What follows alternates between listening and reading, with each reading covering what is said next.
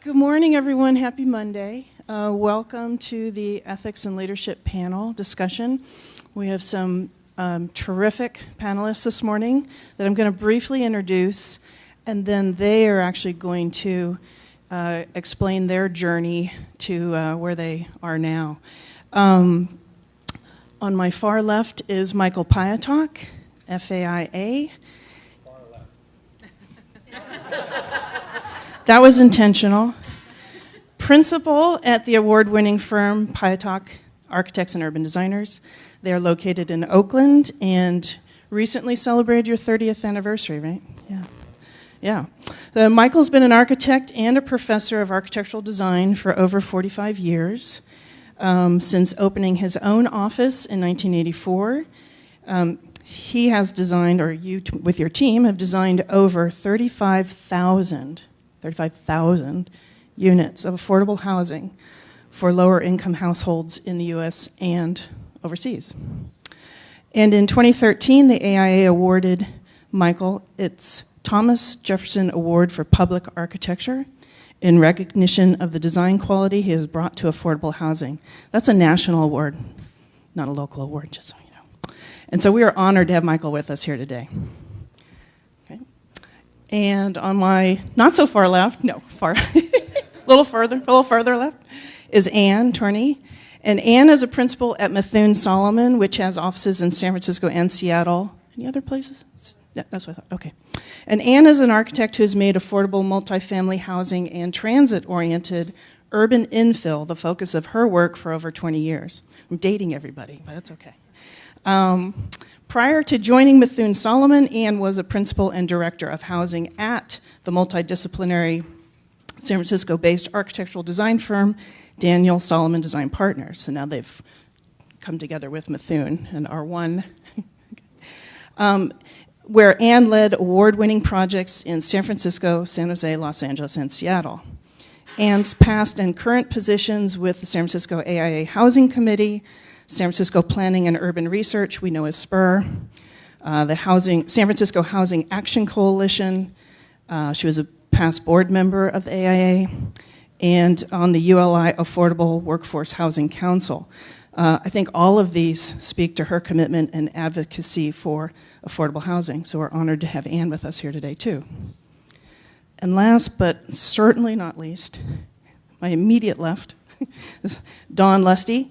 Don is a senior project manager with the San Francisco Mayor's Office of Housing and Community Development. It's a mouthful, so we call it MOHCD. Prior to joining MOHCD, Don was on the development side as a senior project manager for the Related California, and prior to that, he was with Bridge Housing, having developed probably thousands of units. Yes, thousands of affordable homes. The Related California and Bridge are two of the largest developers of affordable housing in California. Don is an expert, I don't use that word lightly, in the challenges of financing these affordable housing deals, and it is people with Don's expertise that enable architects to actually have a project and design the beautiful homes they do. And now in the mayor's office, Don is part of a dedicated team looking at ways to solve the city's housing issues. Certainly no easy task. And so we're honored to have Don with us here today, too. So if everybody could give a big welcome, and then we'll have them introduce themselves. So we'll start with Michael. Well, thank you very much. We each have only 10 minutes. And what I'm about to talk about is the basis for a 15-week course. So I'm going to collapse it tremendously. And I'm not going to show you any of our office work. You can always do that by visiting our website. But I did want to spend a few minutes talking about the context within which we do what we have to do as architects to try to help solve this problem of affordable housing. And I think today, partly we were supposed to talk a little bit about our own roots and how we ended up doing what we do and where we come from and why we do what we do. And so I wanted to start out by pointing out those two windows. I lived in that tenement for the first 22 years of my life in a single-parent household. These were tenements built around 1900 in a factory district of Brooklyn. And my mother was on welfare for probably a half a dozen years until we were old enough to go to school, and then she could get a job on minimum wage. And so I lived in that place from K through B-Arch. I went to Pratt Institute, the 5-year degree program, and I didn't leave that tenement until I went to Harvard. And at Harvard was the first time I had my own room with a door, because this was a one-room apartment. It was only about 500 square feet, 12 wide and 40 deep or something like that. And I didn't know what to do when I was at Harvard with a door, so I always left the door to my room open because that's what I was used to. But those are the origins, and that has been the lens through which I've seen the world ever since. It's affected what I've chosen to do with my career.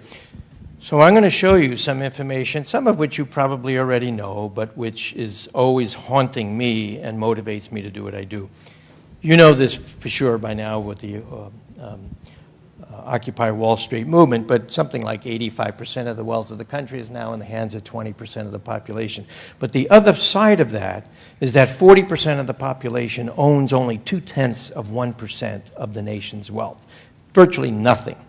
And the middle class, the middle 40%, owns only about 15% in the form of their homes and maybe some retirement funds. But the bulk of the wealth that's really produced by all of our intellectual and manual labor ends up in the hands of a very few people. That's the truth of the American democracy. What's happened now is the economy has flipped. That top 20% is now responsible for 60% of the consumption in our economy. The other 80% is only responsible for 40%. And this is why it's been slow to come out of the recession. None of us down here in that 80% are earning enough to really participate like we once were able to do. It's all in the hands of the top few. If we look at the number of households in the country, it's about 115 million. Only 25% of them have children. 75% of the households in the country now are single or couples without kids. So they're either pre-kid or post-kid or no kids. But almost 50% of those households that are raising kids are being raised by one parent. And they're responsible for 60% of the population. So 60% of the population is in the 25% of the number of households. Obviously, reasons they got the kids. But if you look at the distribution of annual income, that top 75% is gobbling up 80% of all the income earned annually. And the families are surviving on 20% of the annually earned income. And those with single parents are surviving on only 5% of all that's earned by all households annually. So it's astonishing. It's the worst of all the developed nations on the globe. We have the most unfair, unjust economic system of all those developed nations. What's not an astonishing figure is that we have more people behind bars, in prison, than any other country.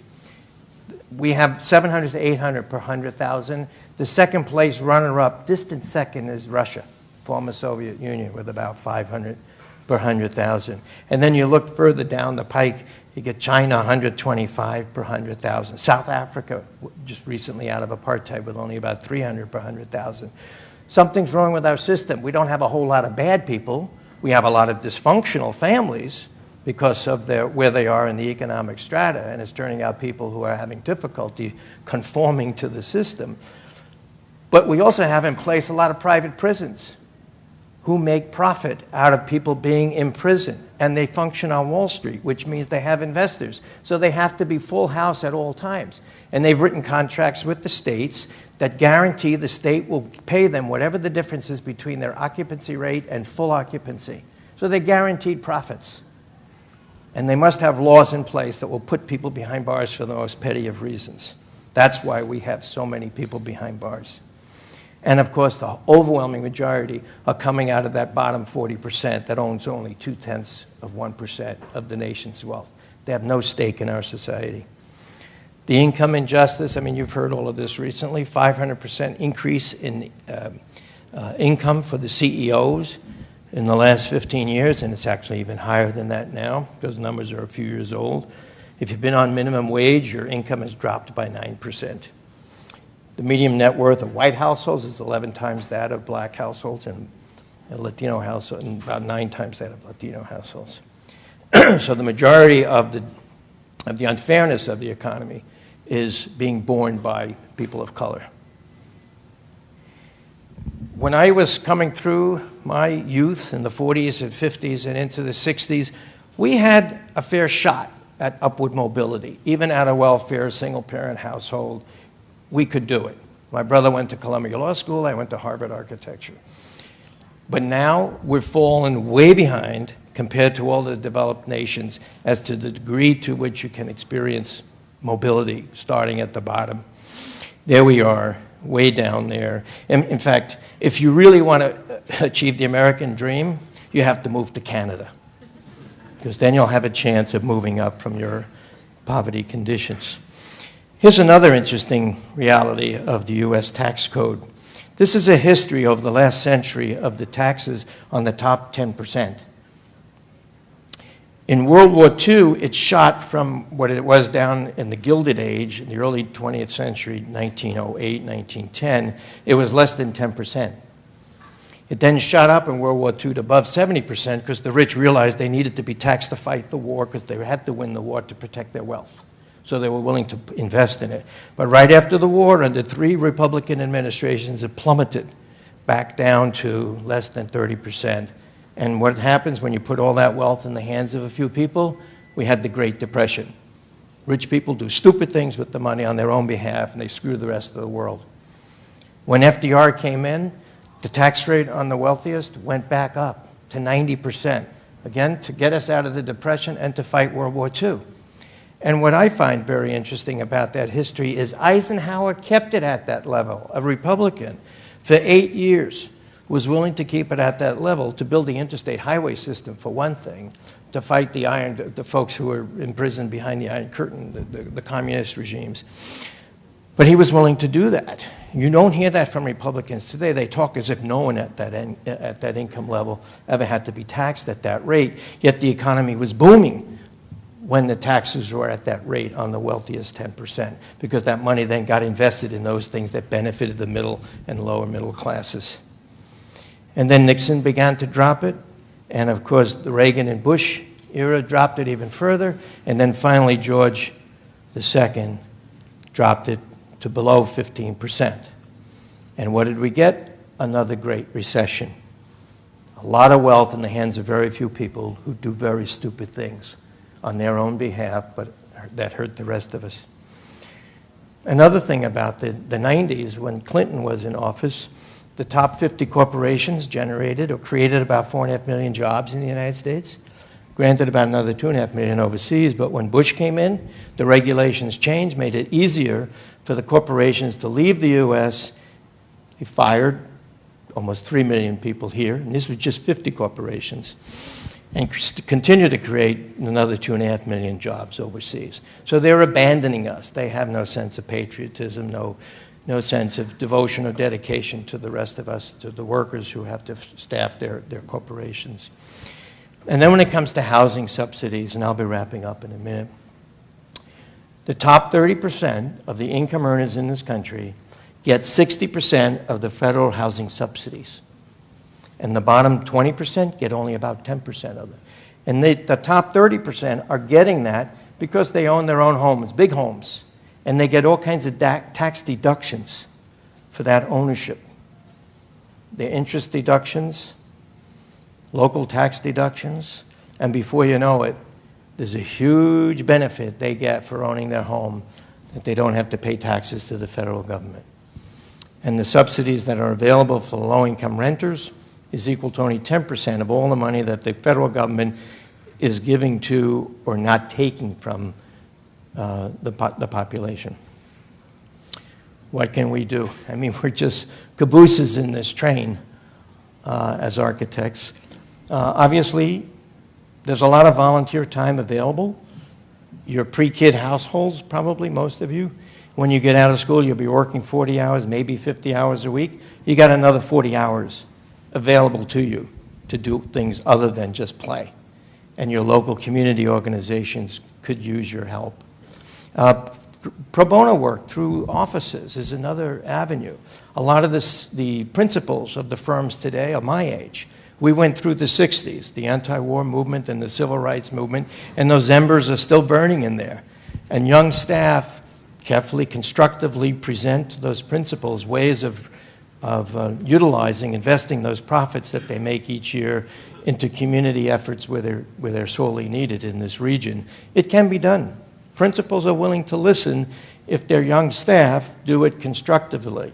And by the way, you have a lot of power today because you have all those computer skills that we don't have. It's a very different system than it was just 30 years ago. You have a lot of power in your offices because you run the factory floor. And they don't understand it. So you have some power, and if you use it constructively, you can get people to reinvest their profits in some other community endeavors. Political advocacy, I can't stress this enough. As much as you are architects, and you must know your trade well and do it as best you can, you're also citizens. And you must be engaged at the neighborhood, city, county, state, and national levels. You must be active citizens. Don't ever lose sight of that responsibility. It's the only way things will really change. You can only change things so much through your actual practice. Professional practice, though, there are avenues. The public sector is one obvious way to do it. The nonprofit sector, working for the nonprofits who are devoted to helping people in that bottom 40%. The private sector, I think there's an avenue there, as I just said a moment ago, how you can influence principles. But a lot of the work that the private sector does is affecting all of us, not just the wealthiest. They're not just doing private houses or high-end condos. There are a lot of facilities that get designed that benefit the entire public, and there's a role to be played there. And I can't stress more the importance of considering, taking seriously, the career opportunity of becoming a real estate developer. As an architect-trained person, you will be a better developer. And as a developer, you'll be much wealthier than you'll ever be as an architect. And this is important. It's okay to be a millionaire, as much as I, criticized what has been happening to the wealth of the country, if you know how to use it well. As an architect, I can only donate nickels and dimes annually. But as a millionaire, you could donate millions towards good causes. So it's good to be rich. And then through policy, moving on into planning, and those professions that fly at 30,000 feet to help shape the policies that influence how our wealth is distributed, and through the work of housing development. And then teaching, which is also another possibility, making sure that every new generation is aware of its larger responsibilities beyond their own careers, or all of the above, which is, I think, what probably most of us up here have chosen to do with our lives, to be engaged in all of those.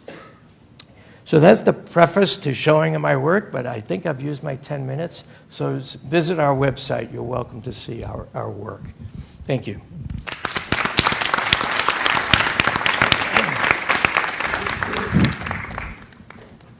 So I just got to say, I was lucky enough to land in the Bay Area around 1987 in a culture that really supported good design and supported good affordable housing that was caused by many, many people, and one of them was Mike. I never was lucky enough to have Mike as a professor, but many, many people in the community did, and I can't tell you how much Mike has really affected the quality and the whole culture around the importance of social equity in housing in the Bay Area. And so I feel very lucky to have grown up as an architect in a world partially created by Mike. So maybe this works well, because I am going to show pictures of our work and maybe hopefully give you an idea of what it looks like on the ground to be a designer contending with all the issues that Mike described so well, what we architects can do as part of professional practice and what that actually looks like. So most of my career has been as a designer of affordable housing, but the older I get, the more I realize that affordable housing is the platform for addressing a whole lot of other issues. It's not just design, it's not just form, it's housing as a stable platform for people's lives, which allows people to be healthy, be rested and healthy, to get great education, jobs, a network of social support. A lot of the affordable housing in the Bay Area is amongst the greenest buildings in the Bay Area. And that allows both people and social networks to be resilient. And a lot of affordable housing is located near transit. So affordable housing, it's not just housing units. It's really the social and physical fabric of the city. And that's really how, something that's really driven my practice. So this is just kind of a timeline. I really have no idea how I got here, but this is just the time aspect of it. When I went to my undergraduate education was really all about form and theory. I was really interested in architecture when I sort of understood that architecture could be read like novels. And it was a very kind of formal and theoretical approach to architecture. When I got out into the quote-unquote real world, I realized that the world was a lot more complex than that. And eventually I decided I need to go back to graduate school to understand urbanism, not just buildings, but also urbanism. And I was just really, it was really great on the tour that we had earlier this morning to see that the way architecture is being taught here is in the context of cities, because I think that's incredibly important. When I did a competition when I was in school with one of my professors, a guy named Don Sullivan, who at that time was one of the few people really thinking about architecture and urbanism as a continuum for a site in South Central Los Angeles called Vermont Village Plaza. So true confessions, I never finished my master's because that project turned into a real project, and I went to work with Dan. Always thought I would go back to school. Never did. Working in the real world was much more fun. So this is not a model to follow. But I just feel like my real education came on the ground doing actual work out in the world. And so now I'm a partner at a firm called Methuen here in San Francisco. And it's an interdisciplinary firm. My colleagues are architects, but also planners, landscape architects, and interior designers. So as a way of explaining what this affordable housing looks like on the ground, I'm going to talk about a few projects. And I just realized we're probably really going to run out of time. So I'm going to try to go through this quickly. Okay. Just wave me down if I'm just really, if everyone gets hungry.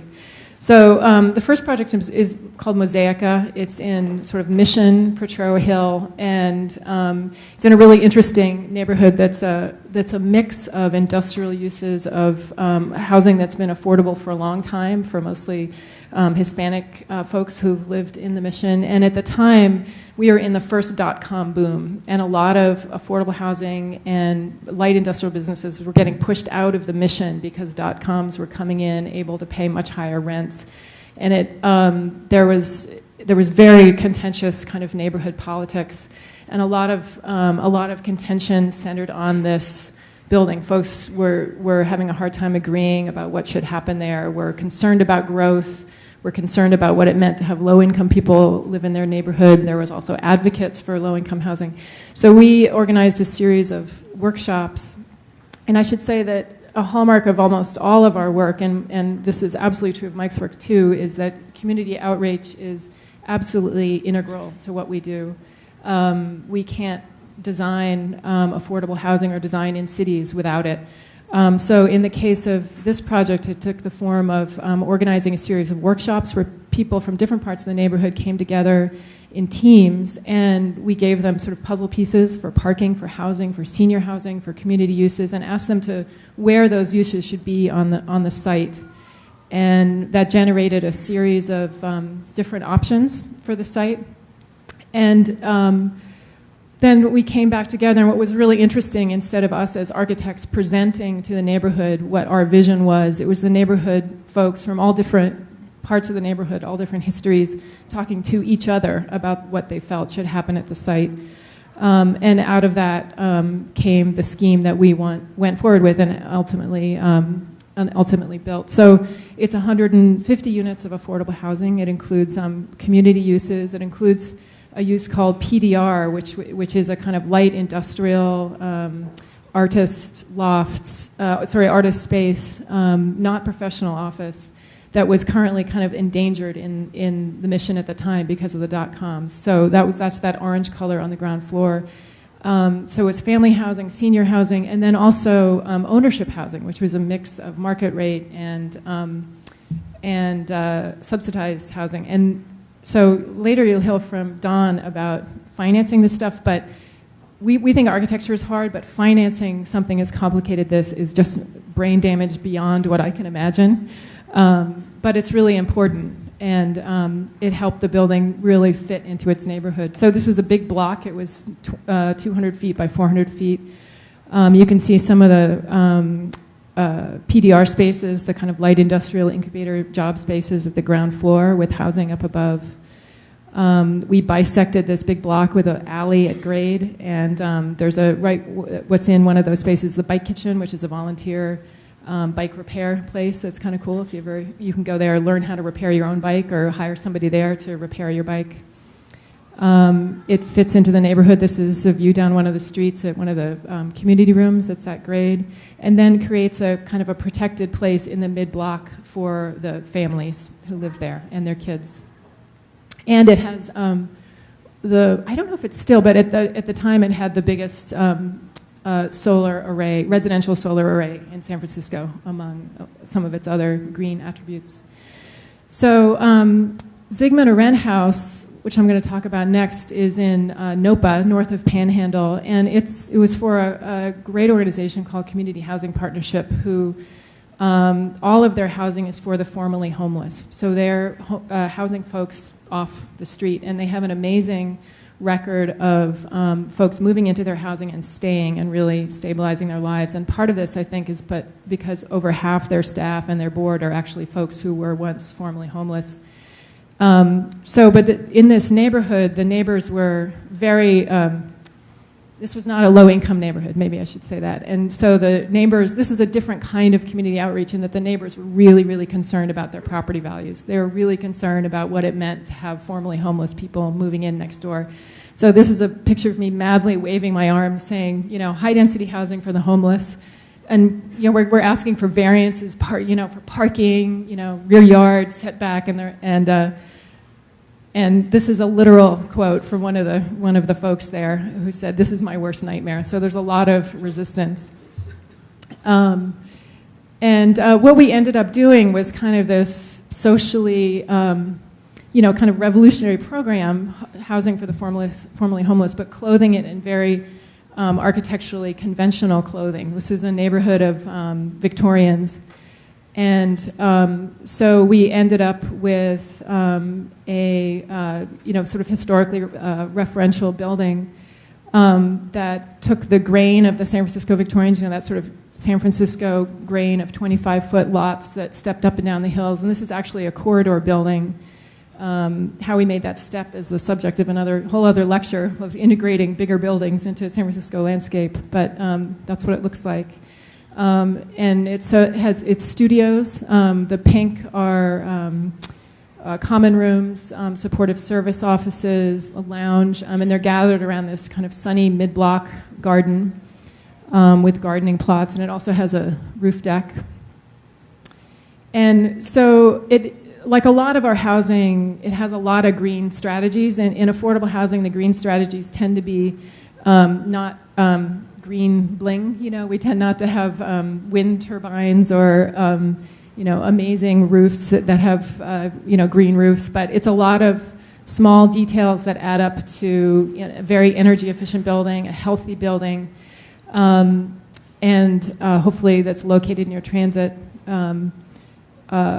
But it's a lot of hard work, but very important. And this is one of the slides I used to try to explain to the neighbors why we didn't need a whole lot of parking, why it wasn't important to these developers of affordable housing to spend money on parking. So this is a studio apartment, housing one of these formerly homeless folks at the same scale as a parking space. And so what do we want to spend our money on these days? On housing or on parking in a place that was transit accessible in San Francisco? and so the community of folks that live there now are absolutely wonderful community. It's about 40 people, 45 people, a great relationship between the folks who live there and staff. And it means that folks who, we're on the street, we're chasing all over the city to access services for their health and various other things, now have a stable place to live in a beautiful neighborhood. And the neighborhood, by the way, loves it. The folks who live around there are very appreciative. So the last one I'm going to talk about is Hunter's View. Hunter's View is a public housing redevelopment in Bayview, Hunters Point, which is the southern part of the city. And let's see, does this have a... This doesn't have a laser pointer, I don't think. Can I do it with this? No. So the site is this. And you can see from this aerial view how incredibly isolated this public housing was before redevelopment. Really one road in, one road out, dead-end streets, very steep site, isolated from the neighborhood around by topography. A really tough place to grow up and raise kids. So you can see there's an aerial of Hunter's View, and kind of off in the corner here on the lower left corner, you can see a little bit of traditional San Francisco residential fabric, which is that, the grid of streets that run up and down the hills, buildings that line the streets, sort of 20-foot, 5-foot wide lots that give San Francisco that really characteristic fabric, and how different Hunter's View is. So deteriorating buildings, indefensible space, a really tough place to live, a really tough place to feel safe, and again, very different from the characteristic fabric of San Francisco. So sort of stigmatizing in a couple of ways. One, a very unhealthy place to live, and also it looked completely different from anywhere else. So stigmatizing in that way. People could look at where you lived and say, I know what income you have. In the rest of San Francisco, you can't really tell building to building, what income folks make. Incomes are integrated throughout the city fabric. So from something that's kind of the inverse of San Francisco, buildings not lining streets, unsafe space, sort of haphazard on the site, to a new neighborhood. We went from 267 public housing units, replaced all those, and then added more affordable housing and market rate housing. So it will eventually, when it's all built out, be somewhere around 700 or 750 units, a new street grid, new parks, and this kind of checkerboard of affordable and ownership housing. So the idea is that you can never tell who lives where. So from a very isolated place to something that is integrated into the city, tied back into the city, connected to transit, connected to parks, connected to shopping. The two new streets were oriented around the fabulous views, which was one of the assets of the site and one of the things that residents mentioned over and over again.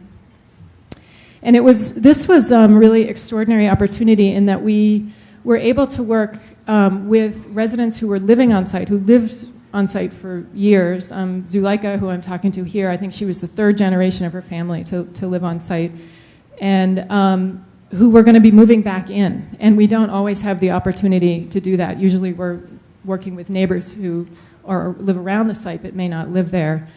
And we learned a lot about what was safe and unsafe about the site and how to tune the design of the units to emphasize safety, to work for families, to work for views, to really make it a place that would work for the people who live there.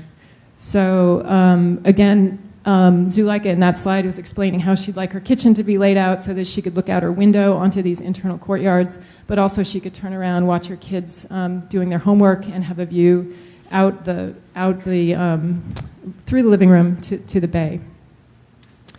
Again, corridor buildings that are trying to step down the hill like traditional San Francisco fabric. And this was, so we master planned this site, and then we designed one of the first buildings, which has a community room overlooking a park with a fabulous view of San Francisco. And the orange in this slide is actually a community room that spills out onto the park.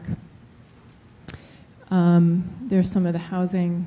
And then this building is actually by Paulette Taggart, another wonderful affordable housing architect who did a couple of the other buildings in Phase 1. And here's that idea of San Francisco streets that, you know, have buildings that line them with stoops and entrances and eyes, and also create these view corridors out to the larger landscape.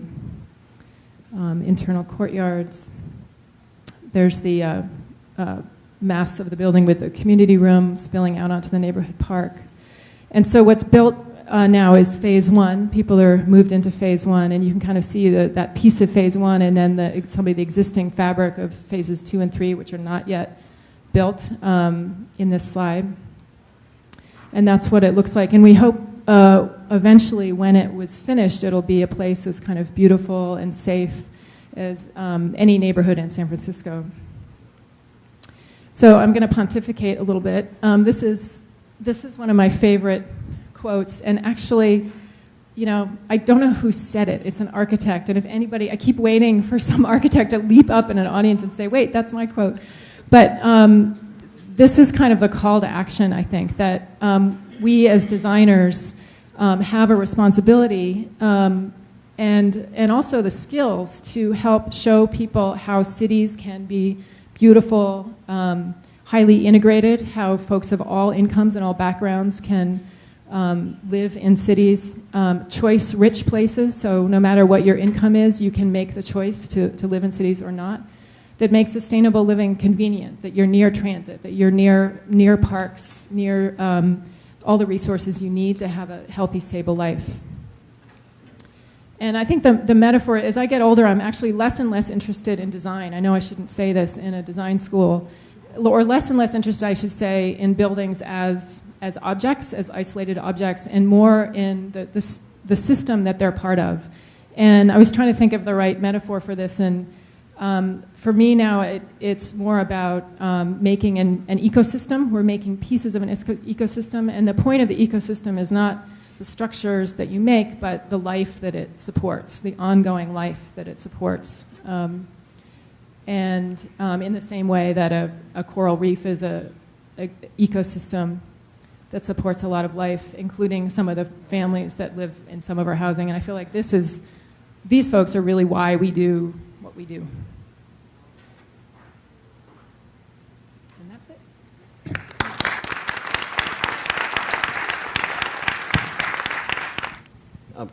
Good morning. Thanks, Mimi, for inviting us here today. And I just wanted to say my first piece of professional advice to everyone is, I don't know if you saw this, do not have your colleague take your headshot the morning after you were up till 2 o'clock drinking. This is the worst picture ever. So as Mimi said, I work now at the Mayor's Office of Housing in San Francisco, and I worked there. Is that better? I worked there for about 3 months, and prior to that, I spent about 15 years in development at various places, building affordable housing. And I came to this profession in a really kind of roundabout way. I first went to grad school and got a master's in taxation, which I think I was in a coma till I was 27 or something. And then when I started, I realized sort of within the first week that it was a horrible profession and I didn't want to do any of it. So I went back to school at Berkeley and studied city planning. And I'd always had an interest in neighborhoods and the neighborhoods that work and the ones you wanted to be in and the ones you wanted to look at. And I didn't even realize there was a degree in planning. I really don't know where I'd been first half of my life. So after that, while at Berkeley, my emphasis was on housing development. And in part, like a lot of developers and builders, I think there's something really satisfying about seeing something physical in the world, or maybe I'm just simple-minded. If I had a class in economic development I never knew what they were talking about because there was nothing that I could see that had changed. So that's how I got here. I'm going to piggyback on what Michael talked about. He's obviously a much deeper thinker than I am. But I'm going to talk a little just quickly about San Francisco and what everyone knows is this incredible housing crisis that they were experiencing here. This is the city's sort of plan to address affordable housing in the city as we can, and we certainly can't do enough. The pressures on housing here kind of defy my understanding of real estate economics. But we have established a housing trust fund, and it's something like, I don't know, $25 to $50 million a year that are put into this housing trust fund from the general budget. And then, I don't know how many of you know, but our mayor has a new 30,000 unit housing by 2020 goal. And of those, 10,000 are meant to be affordable to low-income families, and 5,000 are affordable to middle-income families. And I'll talk in a second about what that means. And then Proposition K, which passed last year, encourages developers to include 33% affordable, 30% of their units as affordable units in new projects. It's not a requirement, although it seems like it's becoming a sort of informal requirement for planning approvals. Okay, so I put a couple slides in here just to give people some context for what we mean when we talk about affordability in housing. AMI stands for Area Median Income. And so using the market rate one-bedroom price of $3,400, these are sort of typical salaries for folks in these various professions. These are all low-income people below, and low-income is usually, depends on how it's defined, but it's certainly below 50% of area median income. So right now, the area median income for a single person, and this is the salary in the middle of everybody, of all the single-person households, it's about $71,000. And so you can see, if you use a standard of 30% of income as what folks can use to pay for housing, which is kind of a traditional standard, if you make $34,000 a year as a housekeeper, and you take 30% of that and divide by 12 and say that's the rent you can afford, you have a monthly shortfall of about $2,500 to afford a $3,400 one-bedroom apartment. So it's a pretty big shortfall. And even if you are in a sort of moderate household, even if you're making over the median income, if you're making $90,000 as an accountant, what we consider to be affordable, again using 30% of that, assuming you can pay 30% of your income for rent, you still have an $1,100 gap in what you can afford. And this is a similar sort of calculation, but assuming that a household wants to buy a house, which is now, the median priced house is $1 million, and the median income for a four-person household is about $100,000. So you would need to make about $200,000 to buy an average price house in San Francisco right now. So the other thing we're doing at the city is we are working to put a proposition on the ballot this fall for a $250 million bond. And that bond would be used to fund our continuing improvements in public housing, such as the one Anne worked on. We're also involved in something called the RAD project, which is a new HUD funding source, and we are converting 3,500 units of public housing into affordable housing with the help of our entire affordable housing community here in San Francisco. We also have thousands of units in the pipeline for the next sort of 15 years planned out, and then we are looking to address the middle-income housing issue. And in some ways, that's really the hardest program. And I don't know what Mimi's questions are going to be, but most of the federal and state funding sources for affordable housing are really for low-income folks.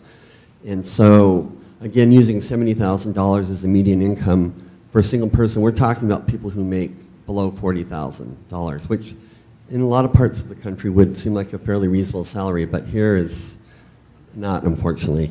So I have a couple of examples. Let's see. This is the project that Anne showed you. These are projects that the city's been involved in as a funding source. We're typically a gap funding source, so folks go out, developers go out and line up their financing, and then they come to the city, and we supplement the balance in order to make the projects feasible. This is a project in Hayes Valley designed for formerly homeless people, and these are, I believe, homes out in the shipyard by Lennar. Anyway, so I mean, this is kind of a crazy slide, but if we're talking about subsidizing folks so they can buy, you know, a $400,000 to $900,000 house, which most of the country would just sort of not believe. So anyway, that's just a little flavor of where we are in San Francisco. And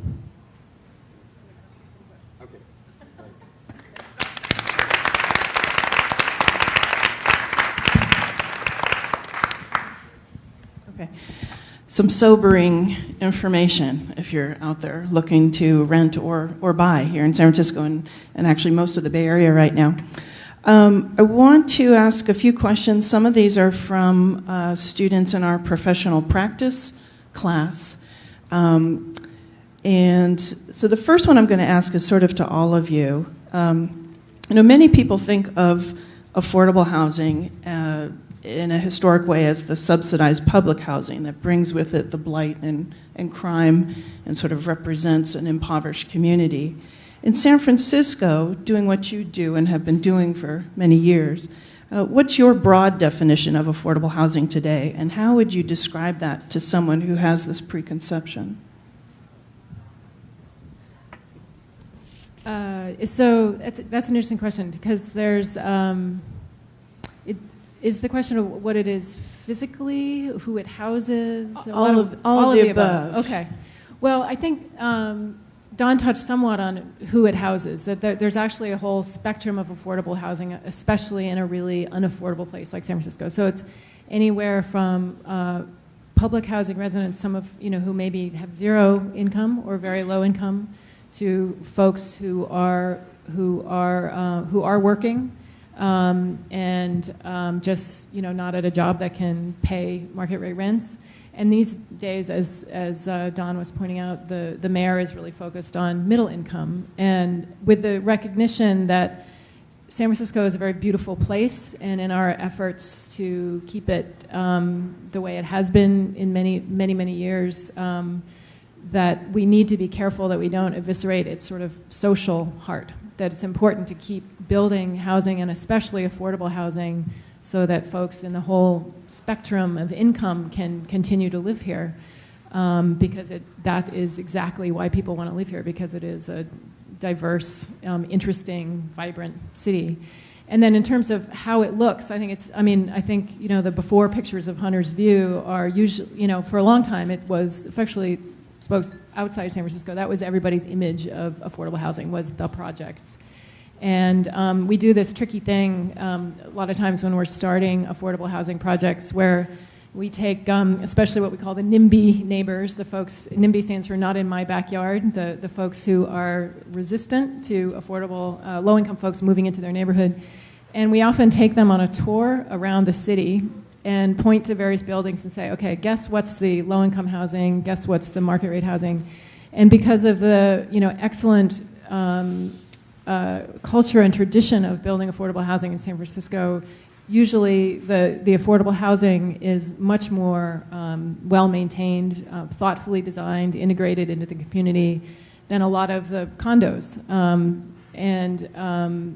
It really blows people's minds as to what affordable housing is, and that's, I think, has really helped us and a lot of other people understand that affordable housing is actually city building. It's not just allowing people to live in the city, that it's an asset to the city. And I think the Mayor's Office of Housing has also, over many years, and with redevelopment, which is a whole other story, invested in affordable housing, and actually asked affordable housing to provide more than just units that it's designated. For instance, in Mission Bay, one of our buildings is kind of in this gateway site to Mission Bay, which is a gateway to a new biotech neighborhood, to market rate housing. They designated one of these corner parcels. Actually, if you look at the plan of Mission Bay, the corner parcels are designated for affordable housing, and that's because the city had confidence that the developer and architect community could design beautiful, well-integrated buildings that actually set the standard for design in a completely new community with,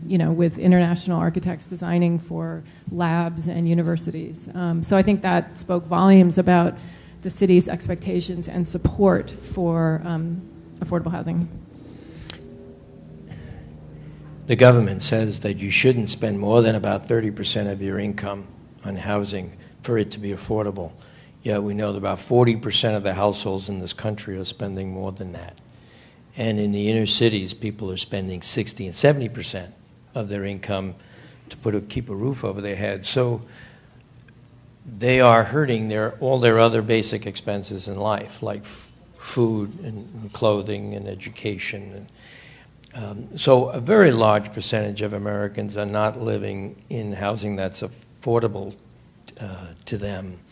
And when you look at the amount of effort since 1937, when the federal government passed the law that there would be publicly assisted housing, in all those years since 1937, only 5 million units have been built.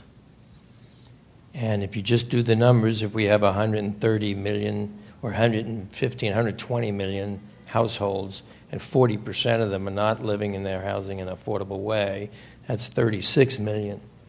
So it's been a drop in the bucket. This country has never, ever taken seriously its obligation to provide decent and affordable housing to its citizens.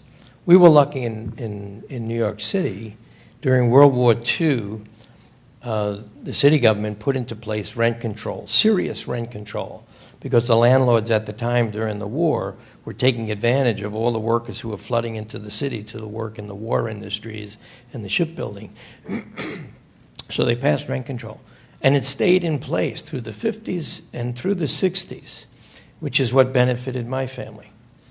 My mother was paying $40 a month for this one-room apartment, but she was only earning $1 an hour, $160 a month.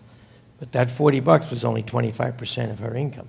So she had 75% of it still available for all the essentials, other essentials in life. Well, since the late 60s, that rent control has been gradually deconstructed, and very few are remaining. Some are called rent stabilized, which is not the same. And so you get this huge gentrification problem now in New York and in Brooklyn, my hometown. I can't believe it when I go back there. The old tenements have been converted into co-ops, and the street you saw had no trees. Now it has trees, so you can't even play stickball anymore. So these neighborhoods aren't good for kids.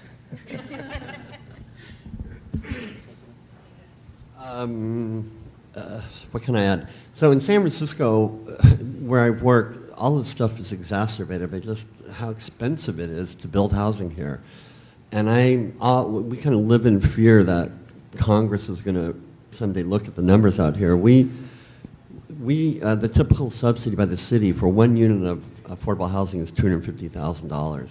And affordable housing doesn't get any breaks. In fact, we have, I don't know if we want to talk about this later about the cost, we are sort of burdened with a lot of costs, all of which are worthy goals, but certainly limit the number of units we can build. When you're looking at one-bedroom apartments that are $450,000, and the city's putting in $250,000, I mean, the numbers are just tremendous. And I think that's the sort of the thing that we're thinking about now. As Anne said, for a long, long time, people in this industry have tried to be better than the market. That was sort of our mantra, and that's great. And they are better than the market because people were fighting the long-held views about what projects were and Pruitt-Igoe and all the rest.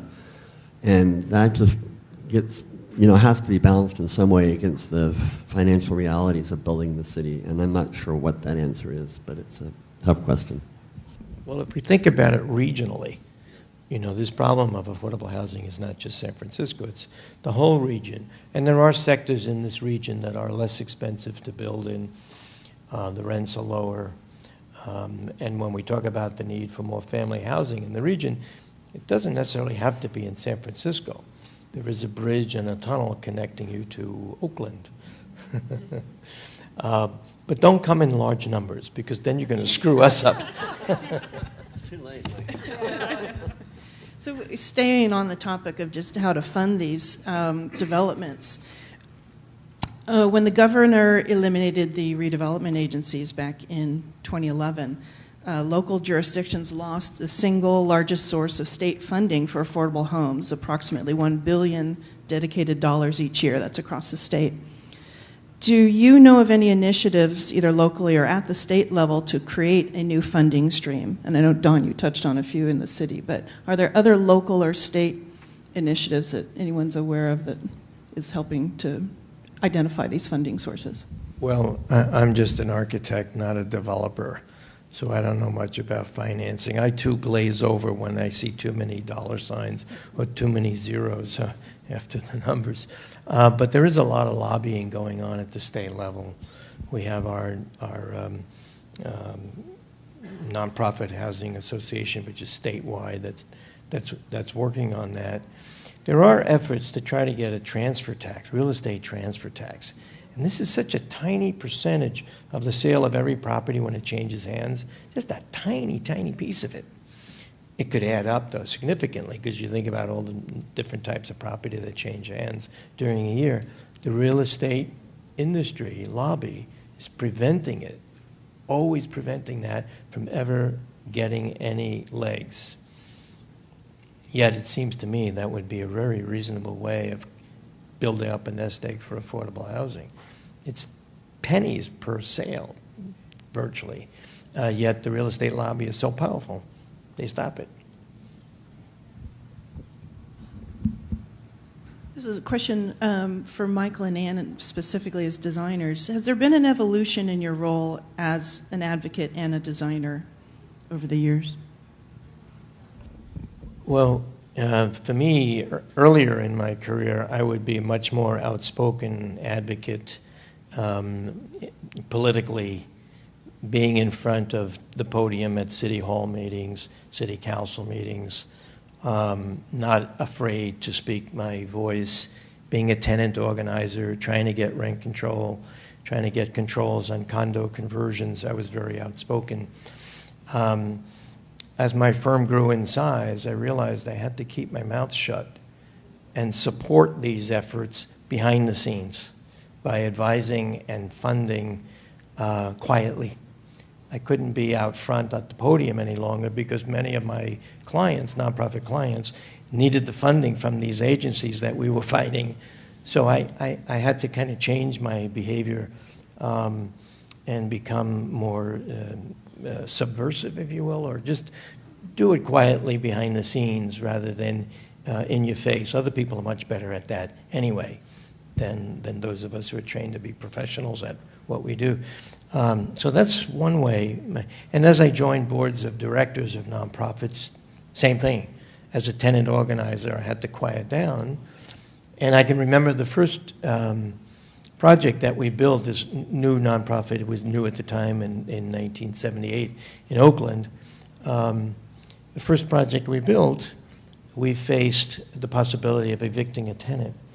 She was a bus driver who was not paying her rent. She kept missing her rent, and everybody knew in the development that she was throwing parties every Friday night. She was burning up her money on good times and not on the rent. And it took us 4 years to develop that property. We all knew what it took to get this thing done, how painful that birthing process was. And there were 4 of us on the board of 12 who were former, and still were at the time, tenant organizers. When the vote came, should we evict this tenant or not, the first 4 hands that went up were the tenant organizers, because we don't need people like that bringing a bad name to renters. And so you evolve with time. And now that I'm 71, actually, you reach an age where you don't care anymore. So you just say whatever you want, wherever you want. So you're back at the podium. Yeah, I guess, my evolution has been, it's the evolution I touched on where seeing affordable housing not just as, just as a unit, although it is incredibly important, that each affordable home is a building block of somebody's lives, but seeing how affordable housing and being an advocate for affordable housing, achieving a whole lot of other goals. And actually, it's really interesting these days where so much funding for affordable housing has been cut with the demise of redevelopment and a lot of other funding sources, that a lot of the nonprofits are trying to figure out how to tell the story of affordable housing in order to appeal to other sources of funding. So a lot of affordable housing providers are now thinking about health and trying to make the connection between healthy outcomes for families who have a stable place to live and their role as affordable housing developers. So one of the developers we're working with is trying to quantify how much the San Mateo County Health Plan saves when a senior who's gone into emergency care, when they have an affordable unit to move into, when they come out of a high level of care, how much that saves the health plan. And not to mention the fact that great housing means that a lot of folks don't end up in emergency rooms in the first place. And trying to it sounds crude, but trying to monetize that connection that I feel like a lot of us in affordable housing kind of know intuitively, in order for the health plan to say, actually we should be paying you, affordable housing developer, to develop more housing. So I think just understanding, for me as an architect, understanding, that the narrative about affordable housing kind of touches on all these other issues and being an advocate for that. You all in some way have talked about the difficulties and challenges engaging the community in the development of nonprofit affordable housing. Can you describe maybe what skill sets you bring as an architect or as a developer to those community meetings, and do you feel like you've been successful, or are there Anne, in your one slide, the woman with, I couldn't tell if it was a man or a woman, with the neighbor who thought it was their worst nightmare? Did they ever come around? Yeah, they did. You can take it now. I'll follow. Yeah, it's interesting. When I started, I used to kind of think that, when I came out of school, I was just shocked that people wouldn't just buy that my design stood on its own terms. Of course people will accept the fact that they should approve this because it's a beautiful building, but actually, of course, it's important to learn that the world is more complex than that, and both because your design will benefit and the buildings that you design will have longer legs, mean more for the community. But I feel like ultimately, when I'm up in front of communities now, what people are listening for is, what are my values? They're listening to what I'm saying, the facts and all that kind of stuff, but they're listening to, like, what are my values? Can they trust me? A lot of folks, I think, are just afraid of change, whether it's the neighbor who owns a house next to what will become supportive housing for seniors, or the resident of public housing who's looking at being moved to another part of the site and maybe, kind of fearful, will I ever be allowed back in? Their change, it's a big change, and they have to believe the architects and the developers who are up in front of them in the room, that it's going to be a beneficial change. And I think you have to kind of speak from the gut about that, or else people won't buy it, So I think we have two different circumstances in which we find ourselves engaged in the community. When we're working in lower income communities, the whole reason for really getting people involved in the design of the whole process, it has several reasons. You want to get a better product in the end. You want to get a better neighborhood. But also you're organizing people into a political process to become advocates on behalf of these improvements in their neighborhood. So they have an opportunity to learn a little bit about the real estate development process, and we'll try to show them schematized versions of what the pro forma looks like, why it has to have this number of units at this density in order to bring the land value down, in order to make it more affordable. So they learn about, it helps demystify the real estate process and how it gets funded. It helps demystify the whole design process, and in fact, they find out in the process they know as much about housing and how neighborhoods work as we do, if not more so, of their own unique neighborhood. I mean, we bring things to the table because we've traveled the world and we've studied all kinds of housing, but they bring to the table the unique, specific needs of their neighborhood and their particular lives and their cultural origins, et cetera. So it's a good back and forth learning opportunity. When we go into middle-income neighborhoods who are going to potentially resist the introduction of housing for people whose incomes may be only 1/3 of theirs, and at densities that might be twice or more than twice the existing neighborhood, we have two strikes against us.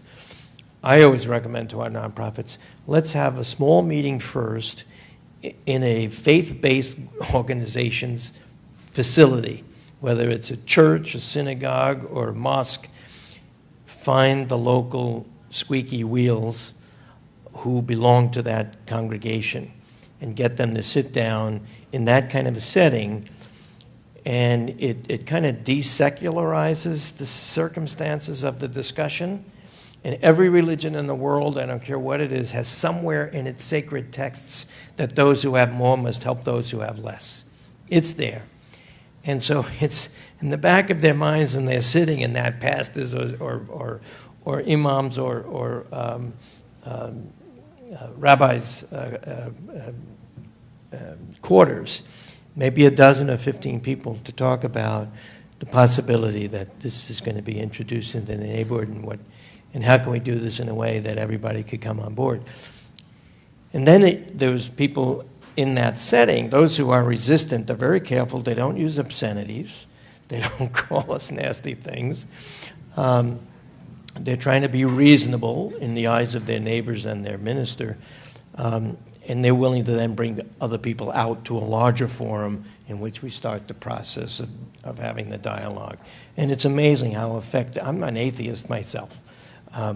But religions have done awful things to this world and continue to this day, as you read the newspapers every day. But they also do some extraordinary things, good things. And this is when they can be at their best. And so coming out of those circumstances, we usually achieve pretty good success. And even those who start out being, really skeptical, by the end, not only are they for it, they'll come to the Planning Commission hearings and speak on behalf of a parking variance, or a setback variance, or even a height variance. They get warmed up to it. And part of it is that they see that we're really listening, and we gain their trust. They know that we're paying attention to their concerns, and it's being shaped to fit their neighborhood. And they also learn about the sponsor as people, and they meet the management company, which is the most important, more important than the designer and the developer, is who's going to manage the property. And you have a representative there talking about all the policies and methods they use to manage the property over time, because that's what will ensure that everything will work out fine in the long run. And folks like this, I showed you the slide. The middle class owns only 14.8% of the wealth of the country. They're hurting too. They're in very shaky grounds. So when they're concerned about the value of their property being affected, it's real, and it should be respected because that's their major investment. That's either their retirement or their kids' college education tied up in the ownership of that house. So I don't like to call them NIMBYs. They're operating in their own self-interest, usually on a certain level of ignorance about who these people are that are going to be coming into the housing. So if you treat them with respect and understanding, they will give it back. Don't you have any, how do the developers build bridges too? Is this on? I've never heard the word desecularize.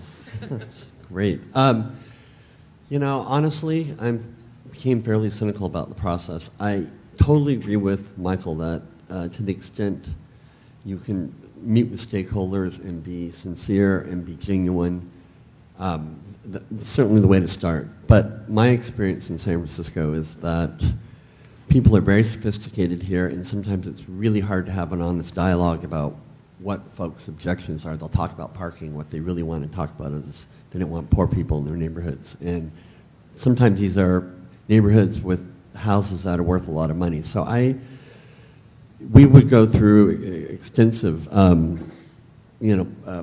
public outreach and engagement process when I was at Bridge. But nevertheless, my last project there was the Cornet Theater on Geary Boulevard, which is 150 units of affordable senior a senior health care facility, and it took us 4.5 years and $800,000 or $1 million to get our entitlements.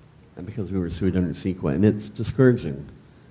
But you're right. If you can get the hearts and minds of a couple folks in the neighborhood who have any kind of sway or who are loud, that's really helpful.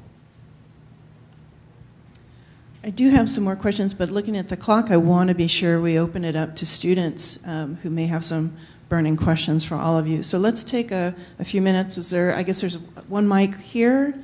We can also pass a mic around. Does anybody have any questions that they're thinking about? Don't be shy.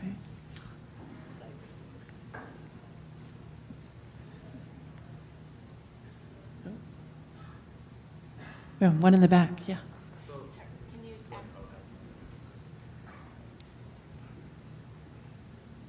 So how do you find investors who are willing to come and develop and be part of the project?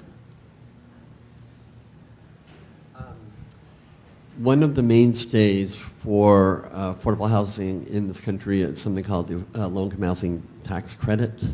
So the rules are contained in the Internal Revenue Code. This was a kind of blessing for me in my earlier career as a tax accountant. There was actually some crossover. But they essentially buy tax credits. And these days it's typically banks, because banks have an obligation under something called the Community Reinvestment Act to invest money or loan money in low-income communities in proportion to where their customers are. So in a city like San Francisco, there's what's called a really high CRA appetite, Community Reinvestment Act, so they'll pay a lot of money for that. But we don't typically, at least in the nonprofit world, and even really in the for-profit world, don't really get individual investors. They're really institutional investors who are buying these tax credits, and it's an incredibly arcane world. Maybe a little bit of a historical perspective. When we first started funding quote-unquote affordable housing in the form of public housing in the late 30s, early 1940s, the entire nation was paying taxes into a federal pool, which was then being placed into the production of this kind of housing. And that form of taxation and funding of housing was constantly under attack by conservatives in the country and the Republican Party, who believed that everything should be done through the private sector and taxes should be lowered, and if you produced enough housing with an oversupply, the prices would come down and you could have a natural, organic, market-driven affordable housing. That would never really work, but they gradually, over the years, found ways of fusing the public sector and the private sector. And that's what the tax credit program was about. You help the rich, help the poor. You provide all kinds of tax credits, either to corporations, wealthy people, and now it's mostly banks. They get tax breaks for putting money into this form of housing. But in one sense, we're shooting ourselves in the foot, because they're getting a lot more in the form of tax breaks than is actually going into the production of affordable housing. But it's the only game in town that we have now at the federal level, because the conservatives have so successfully warped the notion of the entire nation helping those who need help with their housing. Other questions from our audience? Okay. I'm going to ask one last question, and this is really for you to just kind of think about your portfolios of all your work. Can you give us an example of one of your housing developments that you were particularly proud of or was especially meaningful to you, and why that was so?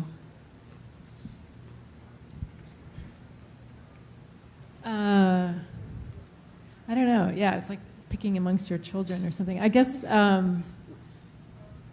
probably the three that I showed partially because they represent some key ideas and issues that I deal with every day. But I also feel particularly proud of those three. I think mostly because of the complexity of the problem, and then also the folks who they were designed for. I mean, it's hard to, I mean, all the folks who live in our affordable housing hopefully feel that it's a good place, but there's something especially moving to me to meet the seniors who were living on the street, literally living on the street, and then moving into a place when they thought that wouldn't happen again in their life. And, that's pretty powerful. And then to have the folks who lived at Hunter's View who, I just can't even, I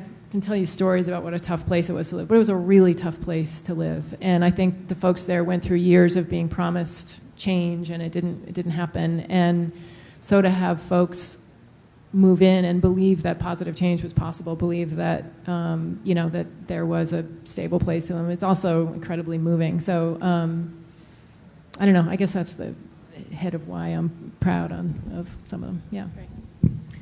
I have two answers to that question. One is, first of all, it's very hard to answer for the same reasons. They're all.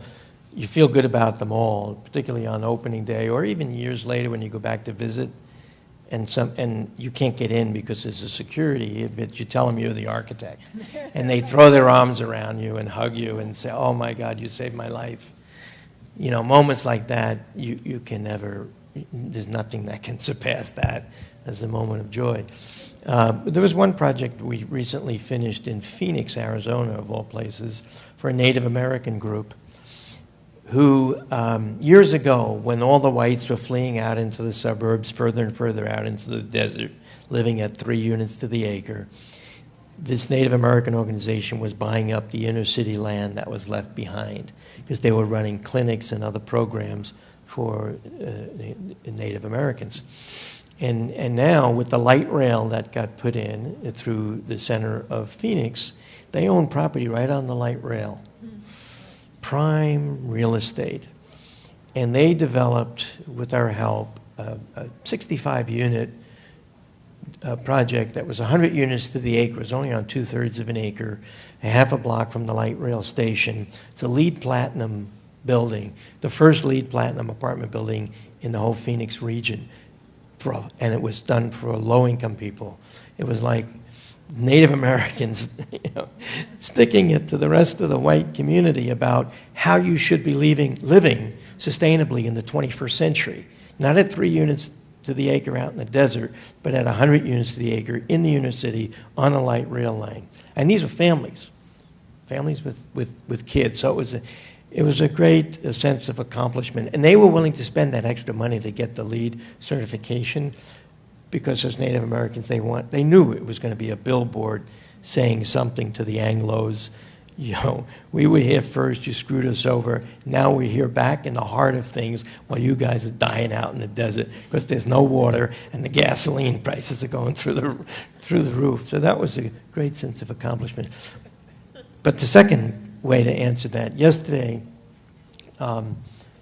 I spent a day in a trailer park down in Palo Alto. Believe it or not, there's a trailer park in Palo Alto occupied by Latinos. And these are old, dilapidated trailers, families with 4 to 8 people living in something that's 8 by 20 or even just an RV. But you never saw such an incredibly cohesive, rich, human network, a really tight, wonderful village. So the village exists not because of the physical plant, as bad as it was, it's because of the people and what they believe in. And there are people in there whose kids are now in college, and they've come out of these circumstances. So in some respects, it doesn't matter what the physical plant is if you've got other things going for you. But they realize the landlord, they all have this one adversary, their landlord, because they own their units, but they rent the land. They may have that land sold out from under them to somebody who wants to develop, hipster housing for the young techies. So they're organizing. And a lot of people in town, including the city council, are on their side, looking for ways to get money to keep them there. But the physical plant does need to be reconstituted to today's standards, because 1/3 of the units don't have toilets, and they use a centralized toilet on the property. So we're trying to figure out a way how to gradually reconstruct this place without displacing anybody. And we're thinking about using manufactured housing stacked so they get 2 stories, take up less space, and do it in phases. So only the first group of people have to be relocated for maybe a 4-month period, because this will be a fast way of replacing everything with manufactured housing. So that was a great sense of accomplishment. You know, it felt good as an architect to know that sometimes it's not as important as the network, the social network that already exists among the people. Don, do you have a... I don't necessarily have a favorite. I have several favorites. But I would say that these projects take so long and they're so complicated, and it's really easy to get lost in sort of the financing and the design, the entitlements and the building permits, and the geotech says you need this. And then when you finally meet somebody who's actually going to live in one of these units and it's going to be their home, you sort of have this moment of, oh, right, this is why I do this. And I think the more you hold on to that, the richer this experience will be. Thank you. I'll invite all of you to just share with us some brief closing comments, and maybe in particular for any of our students or anyone in the audience that's interested in sort of following different affordable housing, either policies or movements. If you know of good resources, please share those.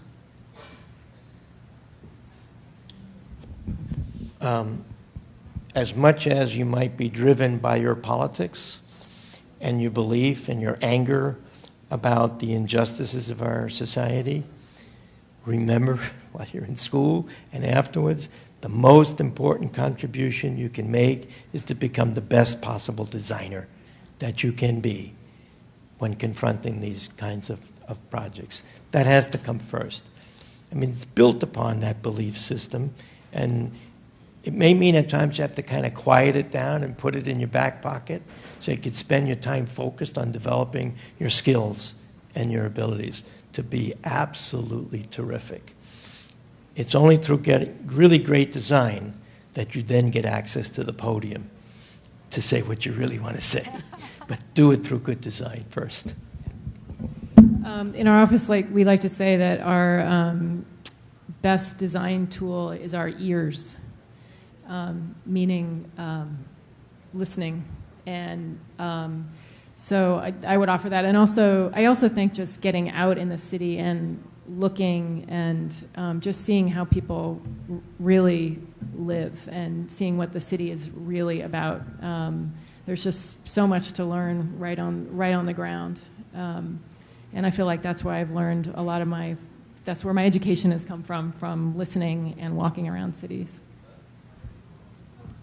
I would just add that the city is really, and the Bay Area, is really rich with nonprofit builders and architects and designers and folks who work in this industry, and I don't think, I always appreciate it. Ann and I were talking earlier until I go somewhere else and I realize that sort of world doesn't exist. So this is a really great place if you're interested in affordable housing. It's a really critical need, in particular at this moment in time. So I want to thank all of our panelists for taking their morning to spend with us, and they'll probably be around for a few minutes. If anybody wants to ask a particular question, please don't be shy. Come up and say hi. So thank you all.